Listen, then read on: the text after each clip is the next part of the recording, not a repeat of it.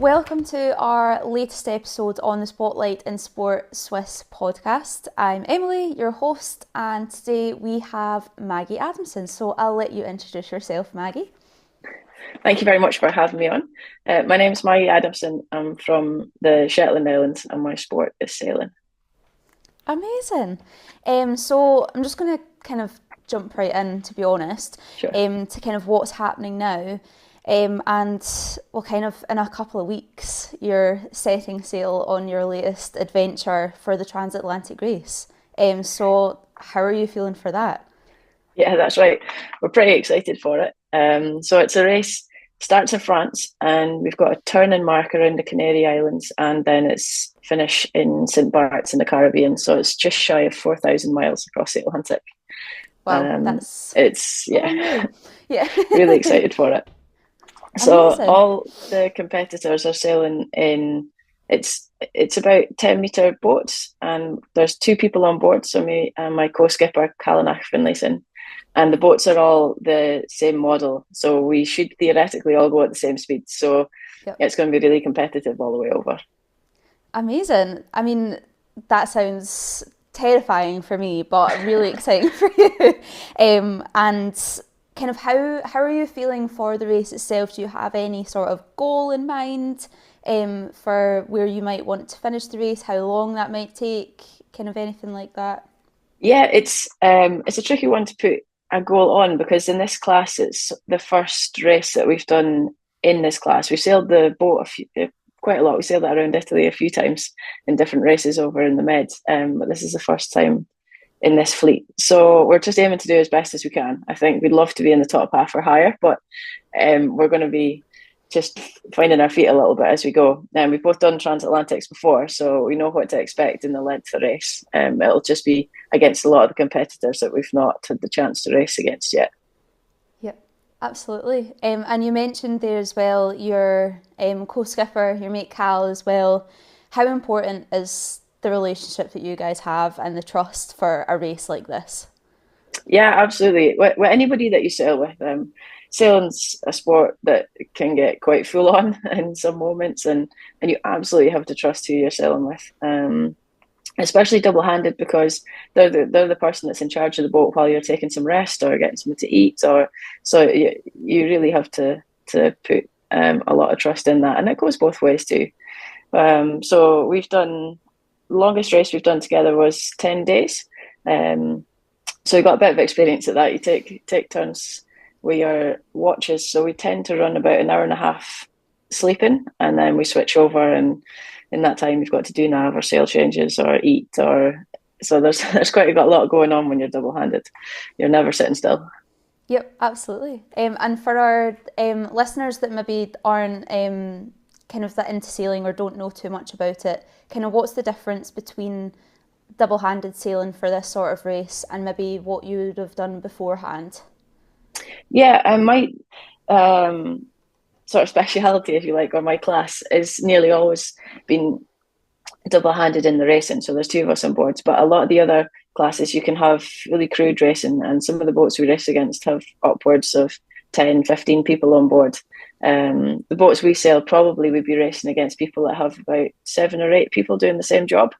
So their roles tend to be a lot more specialised. You do one job on board, and you do it really well, and that's your sort of focus, and everybody works together. So theoretically the manoeuvres and things can be a lot faster and a lot slicker. But it's amazing when you get into practice and into roles how good you can get double handed. I think because there's no extra noise. You know exactly if you haven't done that job, the other person's got to do it or should be doing it. So it kind of simplifies everything a fair bit. But a lot more to do at the same time. Yeah, no, absolutely. And then kind of the next part I kind of want to speak to you about as well is when your love for sailing kind of grew, and you've mentioned before just in your intro there that you're from the Shetland Islands. I'm just kind of wondering how was it for you to grow up on probably one of Scotland's most remote set of islands? Shetland's a fantastic place, and you can never get too far away from the sea. I think it's 3 miles. It's the Yeah. farthest away from the sea you can get. So it's a part of everything. You look out your window, and that's how you judge the weather first thing in the morning. Yeah. Um, So it was brilliant. And my uncle had a fishing boat. So when I was really little, we used to be off in the water all the time, or we were always down at the beach or all that kind of stuff. So I think I just had a love of the sea from when I was really small. And there's a load of different sailing clubs in Shetland around all the different islands and the different Mm-hmm. country clubs. And they're really supportive for the up and coming young folk. It's really accessible in Shetland because there's so many volunteers that give up their time to make it possible. And you have to take your hats off to that. That's what makes it available to everybody. So I started sailing in dinghies when I was about 11. I was pestering my mum. I was on the waiting list for 2 years, I think. Yeah. And yes, loved it. It was when you're that age, it's a sense of freedom. You get put out on a boat, you're learning all the time, and you just get a bit of independence and responsibility. And if you don't do something right, you get wet pretty quickly. Yeah. So it's a really good sport for teaching you an awful lot of things. I guess kind of part of island life is everyone kind of mucks in together. So kind of how did that shape your experience then, do you think, maybe compared to someone that's trying to learn on the mainland or that doesn't have a sailing club is kind of readily available? Obviously that's kind of a great thing about being on an island because you're quite Yeah. literally surrounded by the sea, kind of wherever you go. So kind of how do you think that sort of island mentality shaped you, especially into kind of getting into your sport? Yeah, very much so. And I think it's not just specific to sailing, but very much island mentality. Or everybody looks out or helps, or if something needs done, you'll get a group of people that've got the mindset to say, right, we'll just get it done. There's no dramas about who does what or why it's done like that, or you just know what needs to be done and people will help. So when we were going around the regattas, there'd be a group of parents that would, after the sailing, there'd be a lot of people that would just get the boats in the trailer and just muck in to get that sort of thing done. And somebody would take the turn of driving in the morning. And Yeah. um, yeah, a lot of goodwill about that. And I think that's the same with every sport. In Shetland, if it's athletics or football or swimming, to go and compete with the other people in Scotland, then you've got to take a ferry and a bus or a train or a so already you're relying on everybody's goodwill and volunteering to help out Yeah. the kids and be the responsible people. And it also means that because you travel together and you train together, you've got a really nice family feel Yeah. about all the sports there too. And I think you can achieve that on the mainland, and especially places that are maybe a little bit more remote in the Highlands and things, you have that sort Mm-hmm. of almost island community in themselves. They've got to do a bit of traveling before you get to your meet or your competition, and I think that's a really good thing. That's although it's seen as a negative, I think you can get a lot of positives out of that. And you kind of touched on it a little bit there, but were there any other sort of sports or sporting experiences that you tried out as a kid or maybe kind of had alongside sailing? Like, kind of what was your sporting experience on Shetland as well? Yeah, again, we're really lucky. There's loads of opportunities to try stuff, and mum and dad both worked quite hard. So in the holidays, they'd put together programs so you could do like football for a few days or hockey for a few days or something, and you get dropped off at the whatever Yeah. sport you're trying this week. So that was fantastic to get a sort of a taster for everything. So probably tried most of the field sports and bracket sports, but I was never so good at them. But I stuck with swimming and sailing. That was my two sports. Did an awful lot of that. Yeah. Amazing. And not only are you a world champion sailor, um, you've got a massive love for Scottish trad music as well. But kind of how was your experience of growing up in the kind of trad music industry? And kind of maybe how did that shape you as well as just kind of part of that tradition in island life too? Yeah, very much so. Music's again, it's used in everything. It's not. I think in Shetland, it's not so much a big deal, if I want to put it that way. There's Yeah. music at weddings, at birthdays, at just dances. There's live music everywhere. If there's an event, there'll be a live band. Hmm. And I think when you grow up and see that, then it's sort of an achievable thing and something that you go and have fun with. And the music festivals, you get to meet all the other musicians coming up and sit and have a tune with them in the backstage area, and it's just such an opportunity. It's fantastic, but also it's so much fun, and you get to meet Yeah. so many different people. And I think with sport and music, the common thing there is it's an absolute leveler, and it's a language in itself. You don't need to be able to speak to somebody if you can play them a tune, or you can jump in a Hmm. boat in different languages, and you all know what needs to be done, so you can do it without needing to know the word for the thing on board. And it's happened a couple of times. I jump on kind of digressing here. I jumped on a boat last minute to do a race from Shetland to Norway, and I was the only Yeah. English speaking person on board, and it didn't matter because you Yeah. knew what you're there to do. And it's the Yeah. same in music. Yeah. So yeah, no, I play the fiddle, and I've done since I was 8, and play in bands and play solo and different things, and it's absolutely my other love. It's brilliant. Amazing. And is this still quite a large part of your life today as well then? Yeah, absolutely. Actually, at the minute, you might be able to see I'm sitting in a travel lodge because I'm on a music tour. So we've got Oh, 16 nights amazing. around Scotland and the north of England, doing a bit of traditional music, accordion and fiddle, and yeah. So it's been. I think we're on our 5th night tonight, so it's going really well so far. And who is it that you're travelling with just now? Is it a band that you're part of? Yeah, so it's an accordion player called Leonard Brown, and he does most of the organising, Yeah. and I'm quite yeah, enjoy turning up and playing the different music and the tunes. So That's so cool. Whereabouts are you playing? tonight we're in Cooper Angus, and Nice. we've tomorrow we're in Dunblane. That's the next few coming up. But I love stuff like this as well. I am actually from, well, I'm originally from Edinburgh, but I lived on the Isle of Arran for like okay, kind of like my childhood into like going through high school and stuff, and even just the trad music scene there is yeah, so there's much loads. bigger. Like I just kind of grew up in that, and it was just normal. Like as you say, and then I like kind of went away to uni and was like, oh, no one does anything like this here. Yeah, they're missing out. Like, They don't get it. yeah, I know, but it's Yeah, so much fun. Like I love a Kaylee because I love the music, yeah, and I'm just like, this is one of the best parts about like Scottish culture, and the islands definitely do it a lot better yeah. than everywhere else. I So love a the Kaylee because you know how to do the dances. Like I'm no use if you go to a disco and you yeah, have to just I don't know what to do, but give me yep, a ate some real give me a leather. Kaylee any day. Yeah. Absolutely. And I guess as well, you kind of mentioned the link between sport and music actually having quite a lot, although they're kind of polar opposites, as some people might think.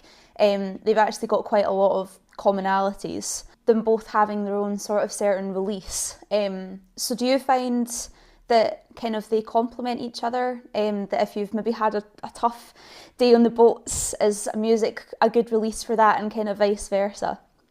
Yes, 100%. It's probably the same with anybody's hobbies. If it's something that you love, and they say a holiday is what is it? A change is as good as a holiday. Yeah. But I also worked on a in Shetland. We've got a sail training boat called the Swan, and she's 60 foot. She's 100 years old, more than that, and takes off trainees and different people to give them the experience of being on the water and taking you out of your comfort zone a little bit.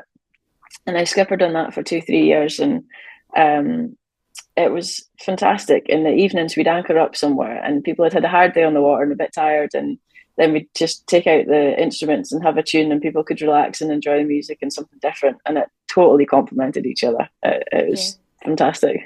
Would you say as well, I guess I keep going on about island life, but I feel like it's quite important, especially to your story. Do you feel like music as well has kind of, does it make you feel more kind of sort of connected to the sea and like the land around you? Like has that been a thing for you with music as well?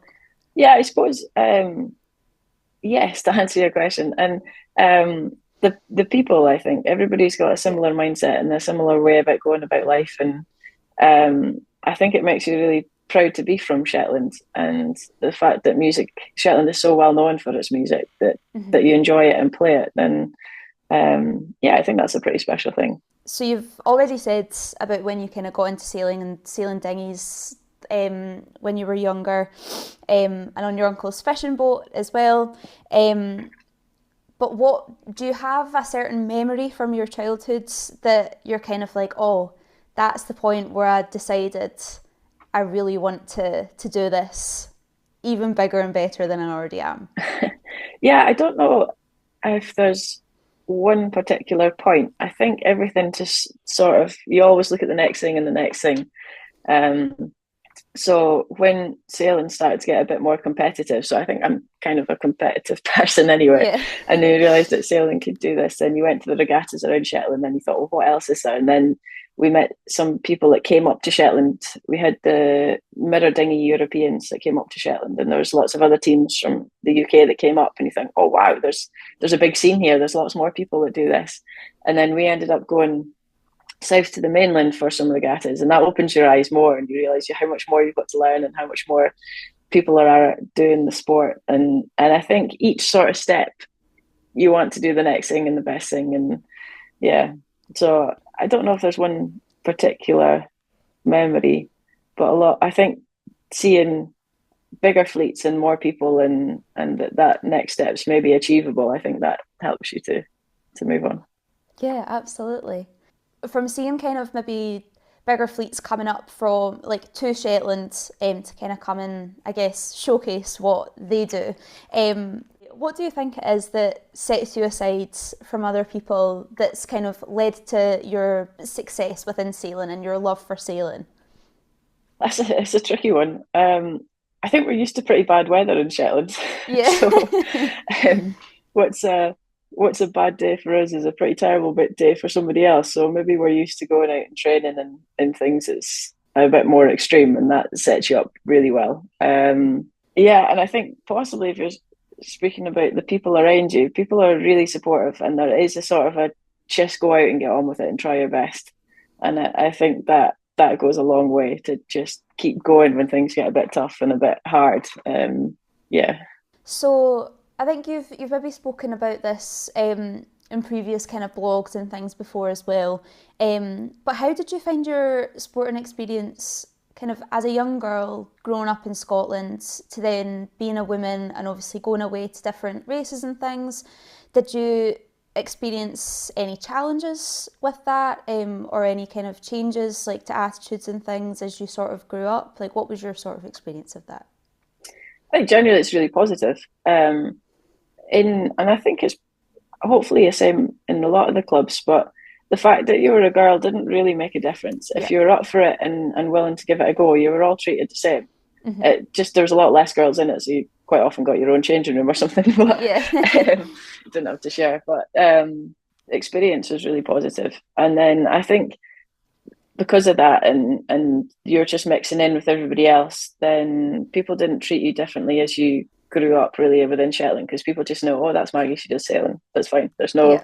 no big differences. So that was really lucky. And then on that same similar sort of note, when I started competing down in Scotland and England, then in sailing, it's one of those sports that there's a lot less. I think it's changing now. When you certainly look at the leaderboards now in the dinghy classes, then a lot of the women are winning outright in front Yeah. of the boys and stuff, which is just fantastic because it's a really physical sport. But when you went down, there was opportunities starting to come up for women sailors. So that's how I got involved with the Scottish squad. And initially, my first World Championships in dinghies, in the youth dinghies, was that they needed to field as many women as or girls as they did boys.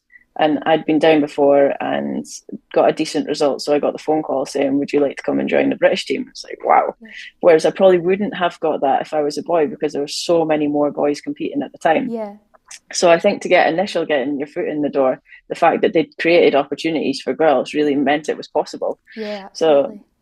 so that was fantastic. And then the same sort of thing, once you're in there and you're training and you're turning up and you're doing the same thing, then you just get treated like everybody else. The Scottish Yeah. squad, when I was in it, I think it was equal number of boys and girls, and then there was very little difference. You know, Yeah. we did the same stuff, which is great. You get pushed hard, and that's what you need, and that's what you want Yeah. to get better. As you grow up, I think it's a bit different. You just notice subtle differences. Like when I was skippering and teaching on some of the bigger yachts, and people would come and carry things for you and be nice, and it is, and you just got to accept that. And it's really nice that people are looking out. But it's I know I think it's just a mindset in the same thing that you think, oh, you're maybe not strong enough to do this or something. Yeah. But then you go and show what you can do, and then there's no issues. So I think initially, quite often, just probably a mindset thing. People are quicker to say, oh, I'll do that for you, or don't worry about that, or to Mm-hmm. think that you can't do something, and then you go and do it, and then after that they realise and it's fine and there's no big issues. So there's a lot going on now to be more gender equality, which is fantastic. And I think it's really important to do it on an equal basis rather than saying we need more women, but they need to be at this similar standard to be able to be Yeah. respected and to do the job right. So Yeah. in the sport that we're doing now, it's every boat has to be a mixed. So you have to have one woman and one man. And I Hmm. think that's such um, a good opportunity to showcase that everybody is on the same level playing field. There's not a separate class for the women and men in Yeah. sailing. And we've all got different strengths. So I actually do a lot of the helming because Cal's slightly stronger and faster at doing the sail changes, and it just works out Hmm. that way. Whereas traditionally, it would have been the man at the helm and the women crewing sort of thing. So Yeah. I think as long as you play to your strengths, then it's quite an advantage.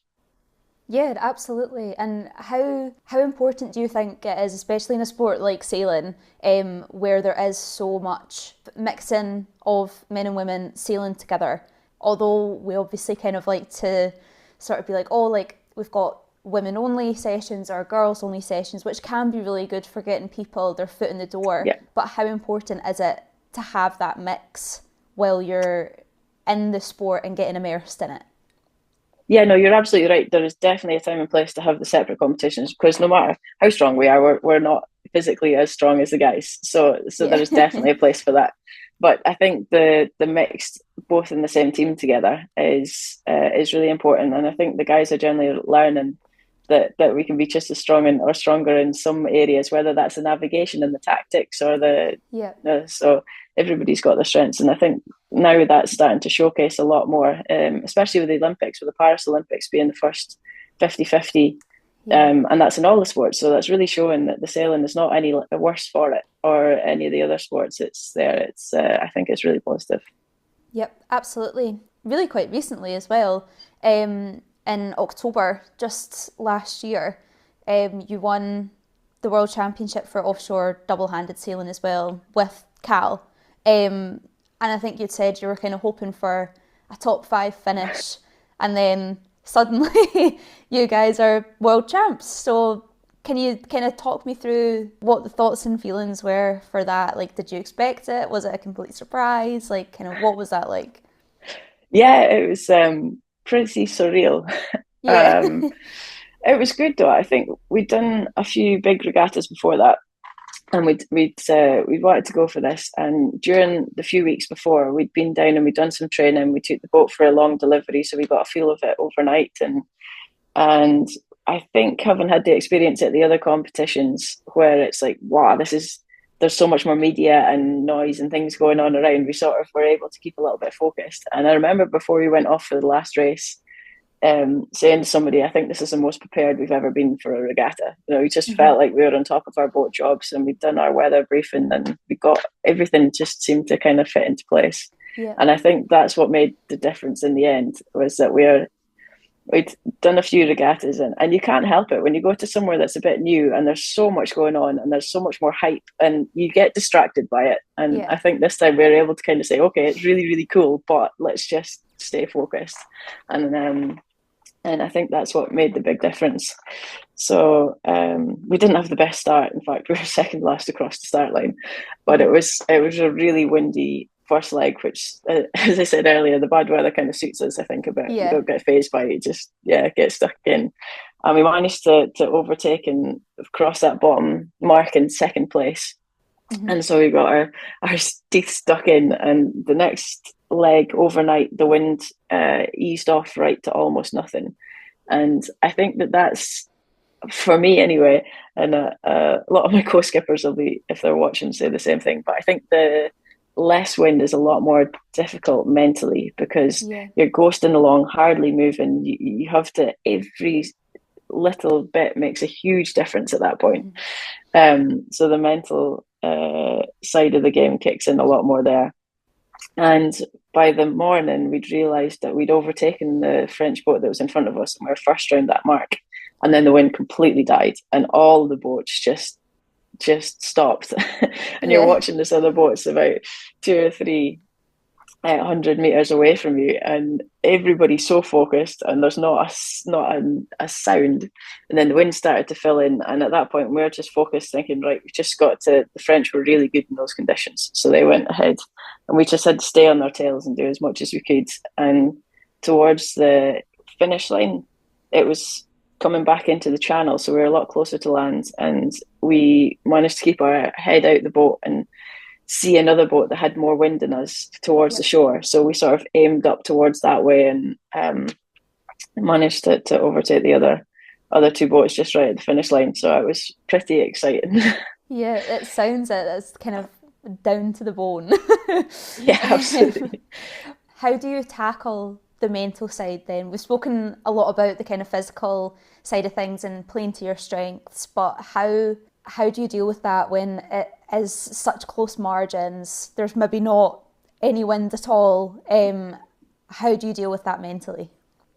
Yeah, it's taken a long time. It's really difficult, that side of it, because if you're moving and you're doing what you need to do, then there's always that. It's up to you how hard you push the boat. When there's very little wind, then you're trying to find it and trying to keep that focus, because it's so easy to get distracted or to think that you've thrown away everything, or that you've Gavin Howe, my other co-skipper that I did an awful lot of miles with, he used to speak about it, and a lot of people, as a restart.